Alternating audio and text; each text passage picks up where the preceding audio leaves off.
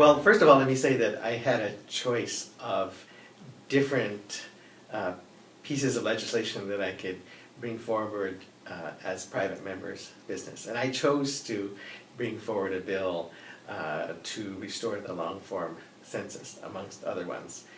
And I think the most damaging thing is that the long-form census is a big survey that covers a lot of the country. And it has two things going for it. One is because it's mandatory, it doesn't have the sample bias that a voluntary survey does. Mm-hmm. And the second thing is because it's such a large survey, it gives you local data. So what we find is that local decision makers don't have detailed information about their own communities in order to make wise decisions. And the second thing is that the people who tend not to answer the voluntary national household survey, which replaced the long-form census, the people who tend not to answer that tend to be people who live on the margins. So it's low-income Canadians, it's single-parent families, renters, rural Canadians. Mm-hmm. And so we get this biased picture of the country. Actually, it turns out that very rich Canadians also tend not to answer the census. So we get this more middle-class picture of Canada than it really is.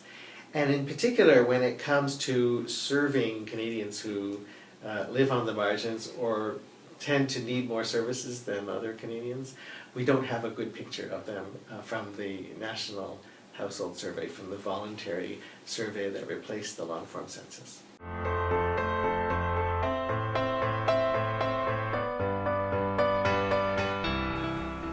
Any politician will gather information by talking to as many stakeholders as possible. So for me, it is two main things. One is just phoning or meeting scientists or other stakeholders on my own, just going and talking to them.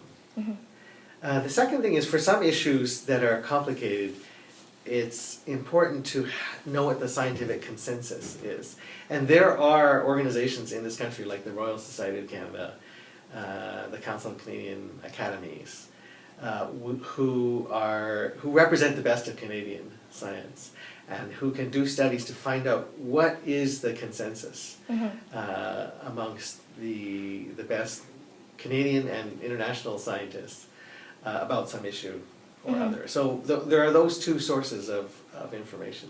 On the bigger issues, there will be panels or that the societies may have been commissioned to put together and study. Mm-hmm. On some of the smaller issues, you really have to go to the individual scientists and the individual stakeholders and find out as much as you can just by talking to them.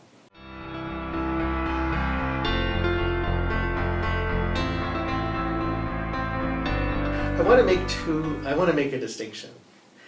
There's a scientific approach not only to government policy decisions, but there's also a scientific approach to the job of a member of parliament, which, because I'm not the government, but my job is to keep the government accountable. My job is to keep tabs on the government. So as a member of parliament, I need access to science in order to keep the government to account. And then there are ministers and there are staff and civil servants who need good science to make good policy decisions. On a question like fracking, which can be very complicated and it involves geophysics and health sciences and a lot of different things, I think that's a case where you want to get expert panels to do studies and to look at all the research that's been done, look at where there might be gaps, but look at where there might be a consensus. On the particular issue of fracking, for example, a study has recently come out of the United States, and I can't remember the exact organization that did it, but it was a governmental organization. It's that sort of thing that can inform the public debate. I think in science, it's very important to not just look at the latest paper that was published, or to just ask one science. There's the way science works is people disagree and they fight over things, and then they look at the details. And it's important to have experts go and find out what the consensus is. What is it that most scientists agree on?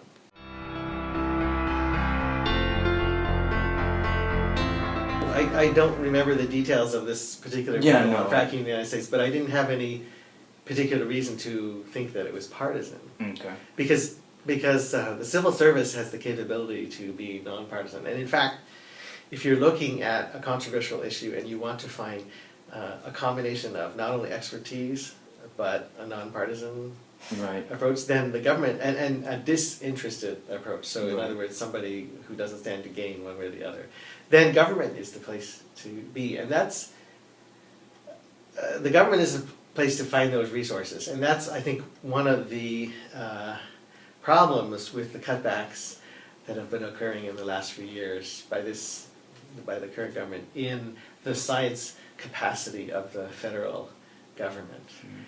Because those scientists are the ones, if there's some dispute over environmental protection or some economic interest, these scientists, their job doesn't depend on the answer that comes out of the research. So they can be unbiased, and most professional science will be unbiased, but they can also be perceived to be unbiased as well, and that's very important. So I think that an adequate federal government science capacity is very important.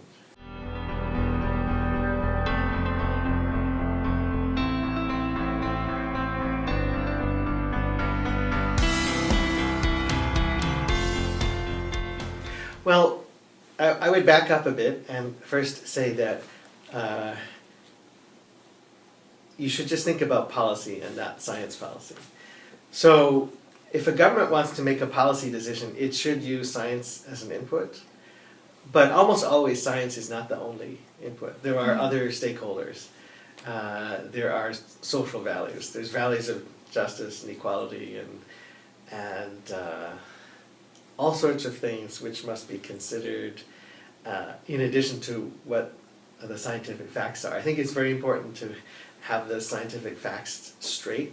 So if science contributes, it's important to find out what that consensus is, and then you add it to what people's values are and what they care about in order to reach an answer.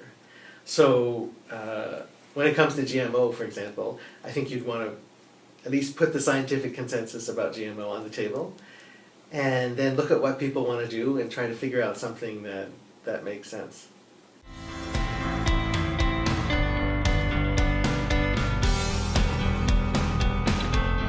So let me make a distinction here. So there are a number of levels at which good science advice can be helpful. And I alluded to this in the previous answer. So one is the role of Parliament. The main role of Parliament is to keep the government accountable, to keep tabs on the government, to watch over the government.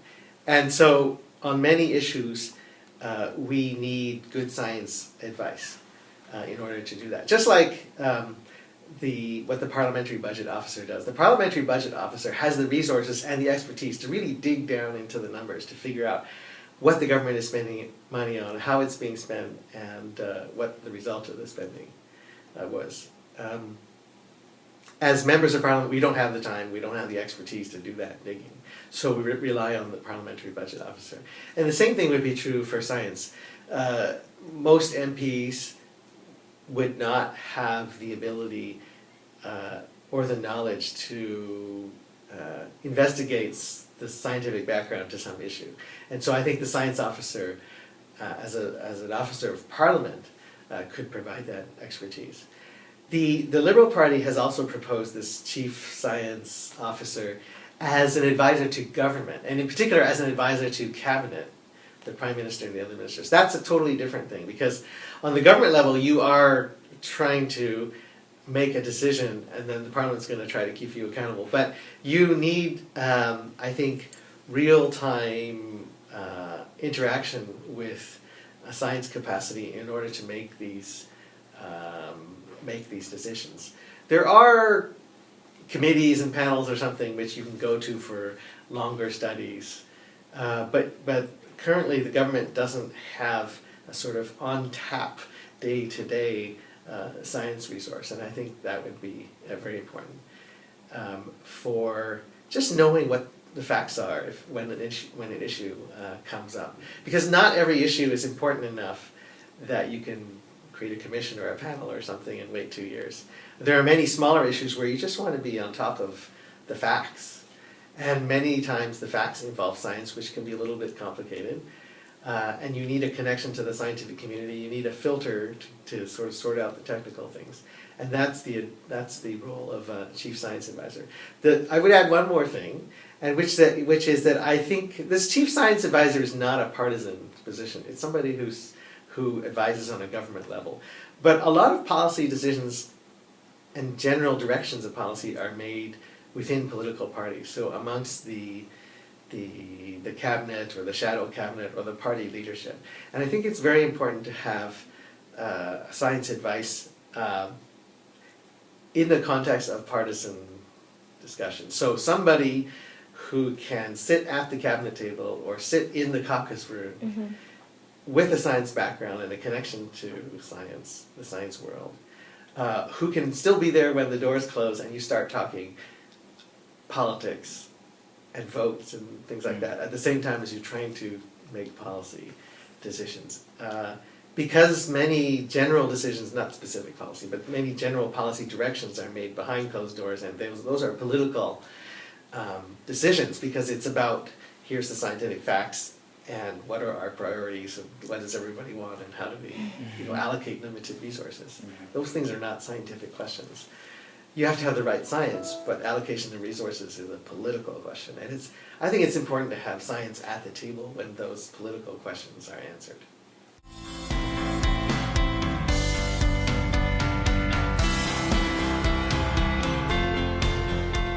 Politicians really reflect what the voters want.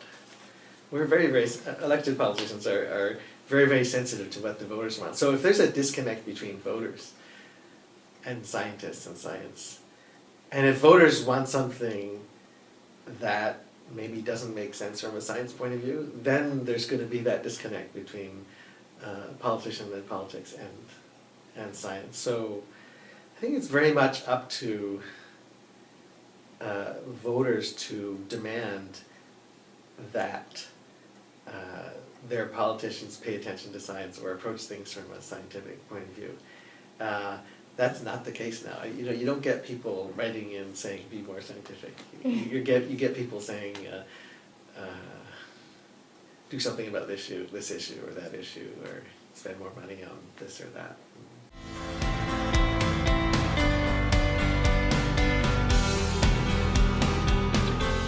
Yeah, I think one of the important areas to work on is commercialization. So in Canada, we do a pretty good job of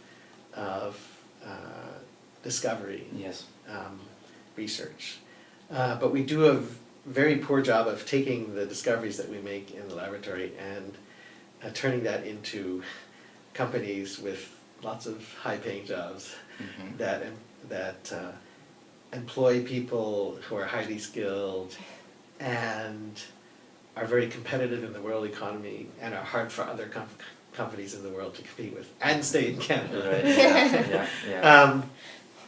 So I think that we could do a lot better. So an example of that is stem cell research. A lot of the early discovery research around stem cells was done in Canada, but I think almost none of the companies who are using stem cells are in Canada. That's just one example. There are many others. And I think that there's a lot the federal government could do to help out with sorting out our intellectual property regime, trying to support early stage ventures that are trying to commercialize discoveries, and improving access to capital generally for early stage risky R&D. Right. So that's one area, but I would also say that the current government has been good at putting resources towards helping industry take advantage of the research capacity that we have in Canada. So a lot of the new funding has gone into that. But it's been at the expense of basic research, which actually has gone down a little bit after inflation. And I think it's important to keep support for basic research, but because in the long term, a lot of the, if you want to keep at the forefront of technology, if you want to keep at the, be commercially, competitive, a lot of the game-changing discoveries that happen from time to time you need to participate in that in order to stay at the forefront, and that comes from basic research. And so we have to maintain our basic research capacity and not ignore it.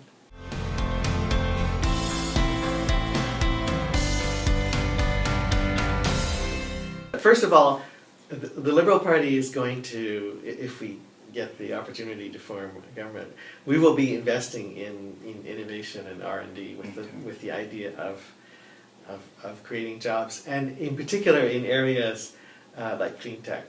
And we'll be looking at the evolution in the energy economy that has to happen over the next few decades. And we don't want Canada to be sort of following along in that. We want Canada to be a leader.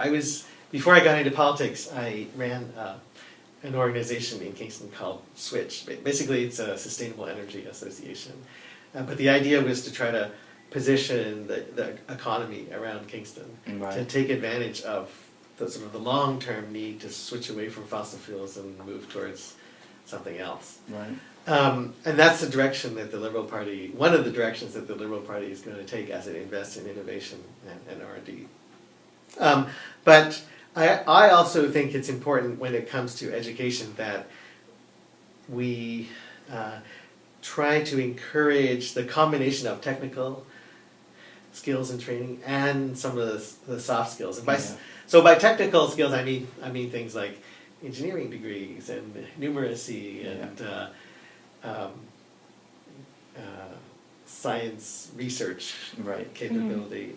And by soft skills, I mean things like communications and teamwork and professionalism. And if you look at some surveys of businesses, they will say that the combination of the two is the type of employee that they're always trying to look for, and there's never enough of them. So how do we support that? One thing that can be done is to improve access to co-op education, because I think surveys also show that businesses are very favorable to that. I think that we have to find more co-op spaces, and there may be a capacity to find more co-op spaces among small and medium enterprises. And then there's just overall funding, like the Canada Summer Jobs Program funds summer jobs. There's always more requests for money than is available. We could expand that program, but as members of Parliament, we get to see what the jobs are that get the Canada Summer Jobs money, and my sense is that we could probably tweak the scoring system for Canada Summer Jobs so that jobs with innovative companies, the kind of companies that are in the forefront of change and taking risk, and places where young Canadians can get a sense of what it's like to be an entrepreneur and risk failure. We should probably tweak the Canada Summer Job system to allow those jobs to score higher. And I don't mean to put down other kinds of jobs like running a summer camp for kids or something. I mean, you learn a lot from that. But I think in terms of the needs, the bigger, longer-term needs of our economy, exposing young people to entrepreneurship and risk-taking and potential failure and innovative companies is something that we probably should be doing. And expanding the co-op and work experience while you're in school is I think, an important part of that. There's also little tweaks. I've heard from, there's a group called MyTax, which pairs graduate students. You're all we're familiar with that. And there's probably some adjustments that need to be done there, because when I talk to small kind of startup companies, when they use MyTax, they say there's a bit of a disconnect between startups where you have these really critical milestones you have to reach, and you have to like work like crazy to meet these milestones, versus the academic thing, like, well, I want to graduate by a certain date, and so I need to stop and write my thesis or something, and that it doesn't quite fit. So there has to be some adjustment to make that work better.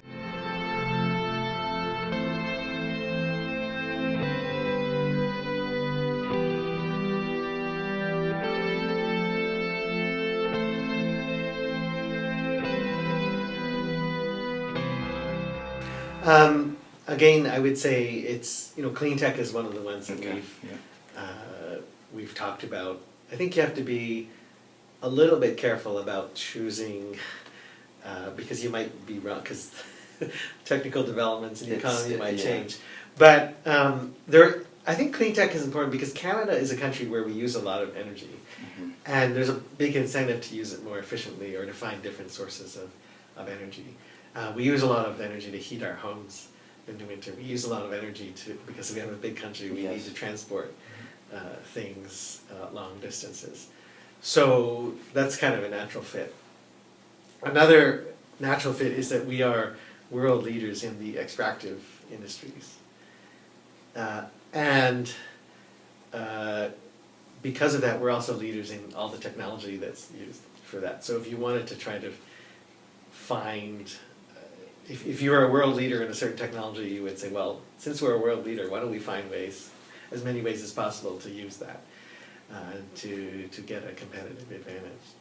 So now those are just two sectors, but I think that we need to look at our needs, because that will drive innovation, and then we need to look at our strengths as well. So existing sectors where Canada's a world leader. Those would be some of the areas that I think would be the most important.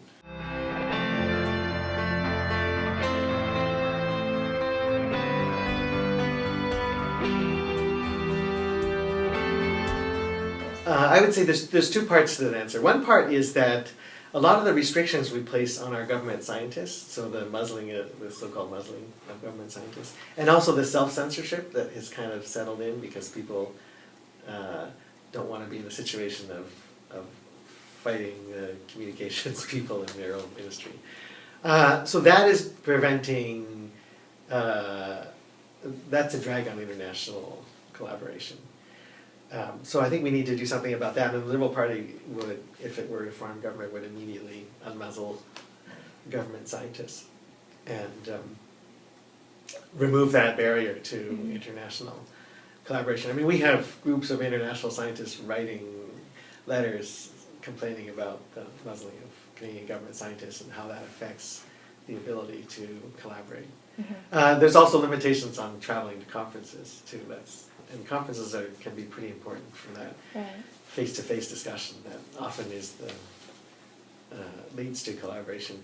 There's another technical issue, however, which is that, and I've encountered this several times, that the Canadian government doesn't seem to distinguish visas for researchers from visas for other visitors, other temporary workers, as much as it should. I've had cases where somebody was coming in to do an experimental run here in Canada with Canadian collaborators, and had some trouble getting a visa to come here. And it was a question, what label could some Canadian do that experiment?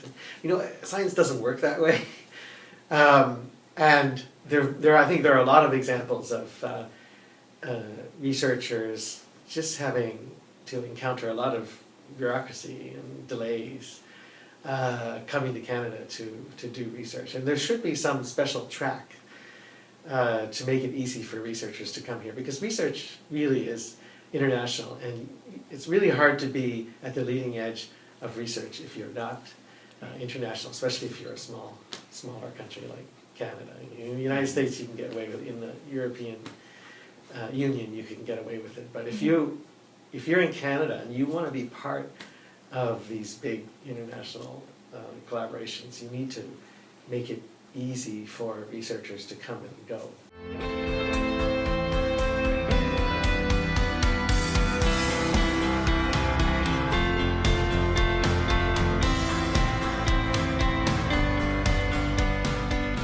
So I think to diversify, if you have sectors of your economy that benefit a lot when, say, oil prices are high, then you should try to create sectors of your economy that benefit when oil prices are low. And so, a natural complement to the oil industry would be energy-intensive manufacturing, and so, or just manufacturing in general. And I think there's a lot of possibility for research and development and the commercialization side of it to encourage the development of a manufacturing sector. Now, it cannot be the exact same manufacturing that we did before, because those jobs have left to places where the cost of labor is lower. Mm-hmm. It cannot be jobs based on a low cost of labor. Right. It has to be jobs where we use our technology advantage, because we developed it in Canada, to create jobs that are high value added so that they can pay well. And because of technology, have a high barrier to entry and give us a competitive advantage. And we have to nurture these companies and have them grow and develop so that they stay in Canada. And another thing that in the long term that gets companies to stay in Canada is you don't just try to develop one company, you try to develop an industry. Right. So you try to develop a company and its suppliers and its customers and its infrastructure, like legal infrastructure, transportation infrastructure, whatever. You develop a whole industry, and then it can't leave. It's very hard for it to leave, and I won't say it can't leave, but it's very hard for it to leave. And but if you set up an industry, it also attracts other related companies that want to be part of that supply chain. Mm-hmm. So that would be the long-term strategy. And you're comparing different parties here, and I'm talking about something long-term, like creating an industry. But right. For a long-term industrial policy like that, you probably should try to get agreement between parties, because you cannot have this kind of long-term big industrial policy flip-flopping around every time there's an election, because businesses won't invest and they won't prosper under that kind of environment. So you really need to get different parties and different interests together and say, okay, what is our strategy, and what can we agree on that we will stick to, even if the government changes and different parties are in power? What can we stick to over 20 years? Mm-hmm. I think that's an important thing to remember when you approach industrial policy and questions of, like, how do you go from R&D to lots of good jobs for a young Canadian? Because in certain in the software sector, it may just take a year or two to get to market, so you don't have to worry about these issues. Right. But if you're talking about biosciences, health sciences, chemistry, chemical industry, it's 10 to 20 years to market sometimes. So you have to be able to stick to a strategy through changes in government.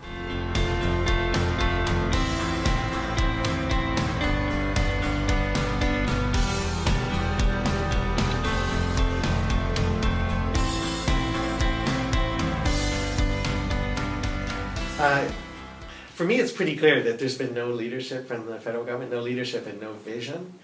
There were sort of certain renewable energy and energy conservation incentive programs in the past that were all cut. And the current government has really bet on the fossil fuel industry creating a lot of jobs, and we've seen where that's led to in the last year with the sharp drop in fossil fuel and oil prices. And so we just haven't, except for certain provinces, we just haven't invested in renewable energy and energy conservation, in clean energy. Mm-hmm. Some provinces have made progress. And maybe I should exclude hydropower, because the federal government has participated in loan guarantees and things like that for developing hydropower. But there's not much more hydropower, large-scale hydropower left in Canada to open up. Right. So we've got to move to other things, and there's been no leadership and no sense that Canada should be a leader in this area. Well, we have potentially a lot of, certainly a lot of solar resources, especially in places like Saskatchewan, which is the kind of the center of solar resources in Canada, but we also have wind resources, and then there's potentially geothermal resources that we haven't even really mapped the geothermal potential across the country. And then there's bioenergy, but there's also a lot of energy efficiency and energy conservation and energy storage that we could have been investing in to try to be world leaders all this time, but we haven't.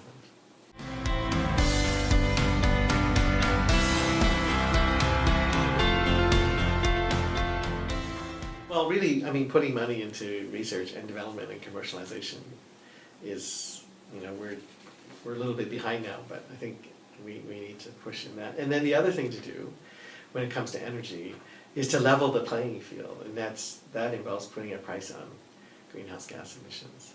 Because right now, burning greenhouse gases, you can do that for free. And so energy conservation or efficiency or renewable energy is at a disadvantage because it has to compete against the subsidy of being able to emit greenhouse gases for free. So putting a price, the so-called price on carbon, getting that in place is really important as a market-based incentive for all of these other future energy sources and efficiencies.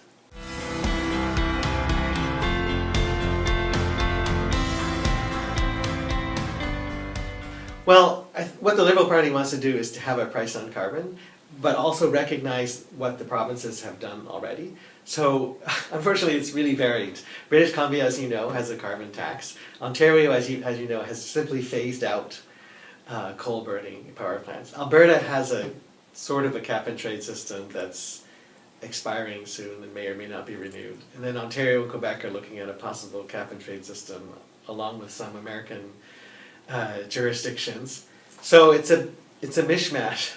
But what the Liberal Party will do is we will put a price on carbon through a mechanism that's compatible with what the provinces have already. But it's got to have national standards, and it's got to have a carrot, and it's got to have a stick too. It's got to have penalties for not being part of the system. So that remains to be developed, and it's not up to the federal government to decree what they should be. I think the federal government will get together with the provinces, sit down and say, listen, we have to do this.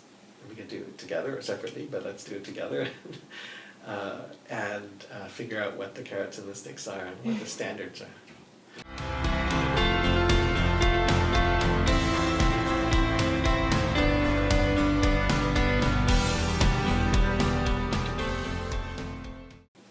Well, I would say the first thing to do is for the federal government to be willing to work with the provinces in the same framework that the previous health accord that was started in 2004 established.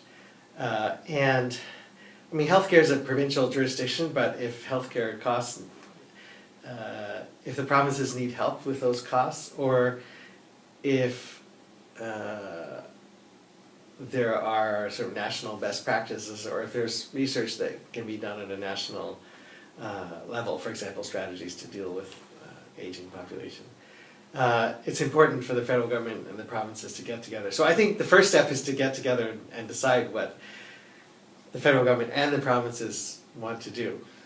And again, because the provinces run the healthcare systems, it's not up to federal government to decide on its own what should be done. But I think the provinces see what the problem is, and if the federal government can sit down with the provinces and have everybody agree on a strategy, I think we can make progress.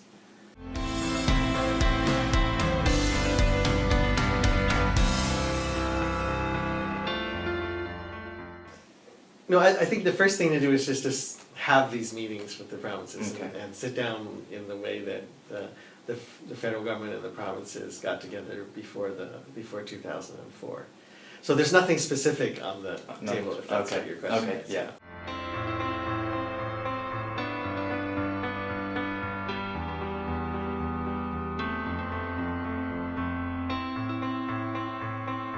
On the people to- community level, one thing that can be done, and this integrates with a bunch of other things, is to provide support for affordable housing, and that's something that the Liberal Party wants to do. I mean, even there are mortgage subsidies and operating agreements that are expiring and not being replaced. I mean, that's sort of like the first step that you could do. There are police resources that are consumed from municipal budgets because a good percentage of the police budget is consumed, or just the time of police officers is consumed by dealing with people who are mostly, their main problem is a mental health problem, not a criminal problem. Like, Right. I had a police officer from Kingston come here and say, I can't remember the last time I used my handcuffs. Because the reason for that is because for the last few weeks or something, most of the people he had to deal with in a physical way had mental health issues. It was not criminals. So I mean, it was just his way of illustrating the large proportion of police resources and budget that is consumed by not dealing with mental health. So I would say it's if you're talking about local solutions and helping local communities deal with it, I think our urban strategy and affordable housing is one of the cornerstones of that. Is something that would be used.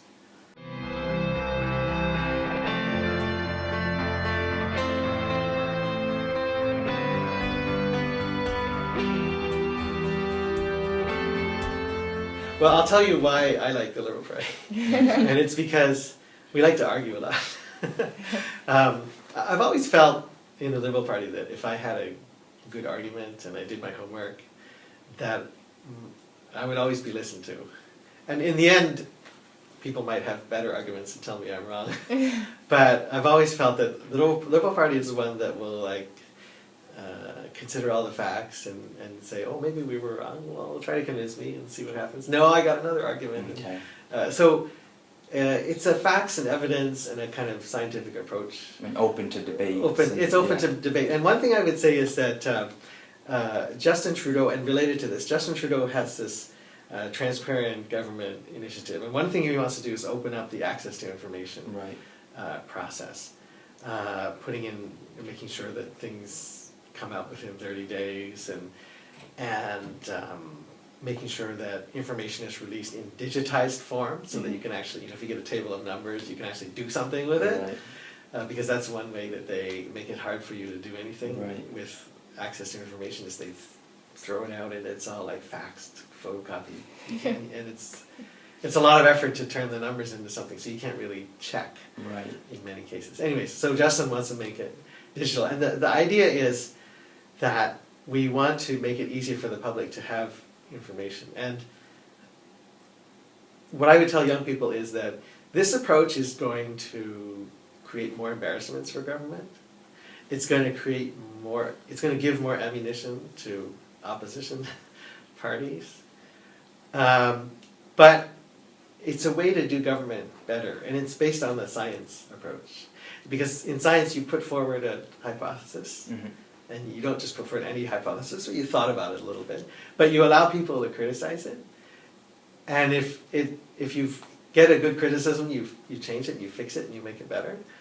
And the more criticism you withstand, the stronger and better your hypothesis gets. And the same thing should be true for government policies and government actions. Is you stick it out there, you let people criticize it. You don't make these sort of ideological defenses, and you don't try to spin everything to make it look good. You don't muzzle your scientists so that nobody has any information to criticize it. You put it out there, you let people criticize it, you give them access to scientists, you give them access to government information. You let them criticize it. You make yourself more vulnerable, but science works that way, and science has made a lot of progress. So I think government can make we can have a much better and different government that way as well. So that's Justin Trudeau's approach. That's my approach as a science guy. And that's how I would, it's a long pitch. But if you're a young person, that's sort of my best pitch.